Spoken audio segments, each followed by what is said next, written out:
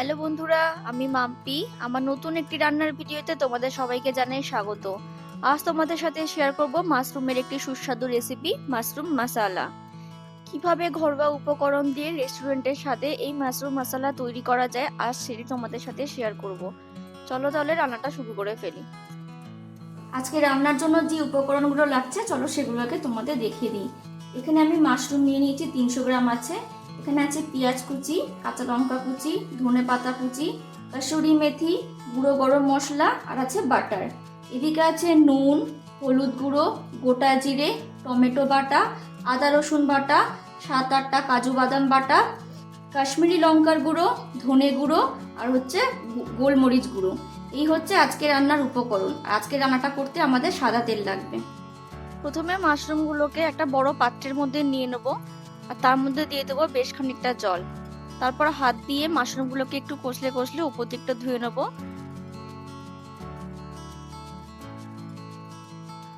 সমস্ত মাশরুমগুলো ধোয়া হয়ে গেলে এবার একটা থালার মধ্যে বা প্লেটের মধ্যে মাশরুমগুলোকে ঢেলে নিয়ে টিস্যু পেপার দিয়ে এইভাবে ওপর দিয়ে জলগুলোকে একটু মুছে নেব। বা তোমরা ফ্যানের তলাতেও রাখতে পারো, তাহলে মাশরুমের মধ্যে থাকা জলটা শুকিয়ে যাবে। মাশরুম থেকে জলগুলো শুকিয়ে গেছে। এবার চলো কিভাবে মাশরুমগুলো কাটবে তোমাদের দেখিয়ে দিই।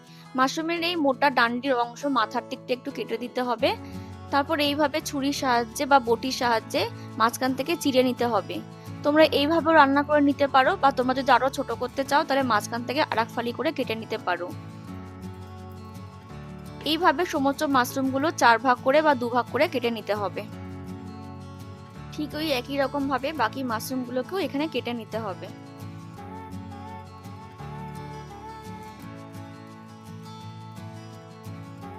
দেখো এখানে আবার সব মাশরুমগুলো কাটা হয়ে গেছে। এবার মাশরুমগুলোকে আমরা ম্যারিনেট করে নেব। মাশরুমগুলো ম্যারিনেট করার জন্য প্রথমে এখানে দিয়ে দেবো 2 চামচের মতো গলানো মাখন। তারপর দিয়ে দেবো 1 চামচ হলুদ গুঁড়ো, 1 চামচ কাশ্মীরি লঙ্কার গুঁড়ো, স্বাদ মতো নুন আর দিয়ে দেবো 1/2 চামচের মতো গুঁড়ো গরম মশলা। সমস্ত কিছু দিয়ে এবার ভালো করে এটা ম্যারিনেট করে নেব। ম্যারিনেট করা হয়ে গেলে এটা পাশে রেখে দিয়ে এবার গ্যাসের মধ্যে কড়াই বসিয়ে দেবো। তারপর কড়াইটা ভালো করে গরম হয়ে গেলে এখানে দিয়ে দেবো সাদা তেল। তারপর তেলটা ভালো করে গরম হয়ে গেলে এখানে দিয়ে দেবো 1/2 চামচের মতো গোটা জিরে। তারপর দিয়ে দেবো এখানে কুচানো পেঁয়াজ আর তার সাথে দিয়ে দেবো স্বাদ মতো নুন। দিয়ে এখানে মিডিয়াম ফ্লেমে পেঁয়াজগুলোকে একটু হালকা করে ভেজে নেব।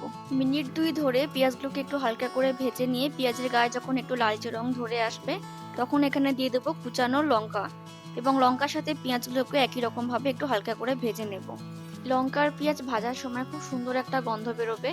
1.5 থেকে 2 মিনিট টাইম নিয়ে কাঁচা লঙ্কা আর পেঁয়াজটা একটু ভেজে নেওয়ার পর এবার এখানে দিয়ে দেবো আদা রসুন বাটা আর তার সাথে দিয়ে দেবো 1 চামচ হলুদ গুঁড়ো আর 1 চামচ কাশ্মীরি লঙ্কার গুঁড়ো।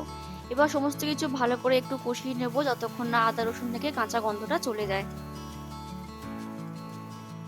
3-4 মিনিট ধরে ভালো করে কষিয়ে নেওয়ার পর যখন আদা রসুন থেকে পুরোপুরি কাঁচা গন্ধটা চলে যাবে তখন এখানে দিয়ে দেবো টমেটো বাটা। তারপর আবার ভালো করে মিশিয়ে নিয়ে 2-3 মিনিট ধরে একটু রান্না করে নেব যাতে টমেটোরও কাঁচা গন্ধটা চলে যায়। 2 থেকে 3 মিনিট একটু সময় নিয়ে ভালো করে কষিয়ে নেওয়ার পর যখন টমেটো থেকে পুরোপুরি কাঁচা গন্ধটা চলে যাবে এবার এখানে দিয়ে দেবো কাজু বাদামের পেস্ট। তারপর মশলার সাথে ভালো করে কাজু বাদামের পেস্টটাকে একটু মিক্স করে নেব। ভালো করে মেশানো হয়ে গেলে এবার দিয়ে দেবো 1 চামচের মতো ধনে গুঁড়ো আর 1/2 চামচ গোলমরিচের গুঁড়ো। দিয়ে আবার কিছুক্ষণ একটু সবকিছু নেড়ে চেড়ে রান্না করে নিতে হবে। কিছুক্ষণ রান্না করে নেওয়ার পর দেখো এখানে খুব ভালোভাবে মশলাটা কষানো হয়ে গেছে আর চারিদিক থেকে তেল বেরিয়ে গেছে। এবার আমরা এখানে পরিমাণ মতো জল দিয়ে দেবো। আমি এখানে গরম জল ব্যবহার করেছি। গরম জল দিলে স্বাদের পরিমাণ আর একটু বেড়ে যায়। এরপর জলের সাথে সমস্ত মশলাটা ভালো করে একটু মিশিয়ে নিতে হবে। মেশানো হয়ে গেলে এবার ঝোলটা ভালো করে একটু কিছুক্ষণ ফুটতে দিতে হবে।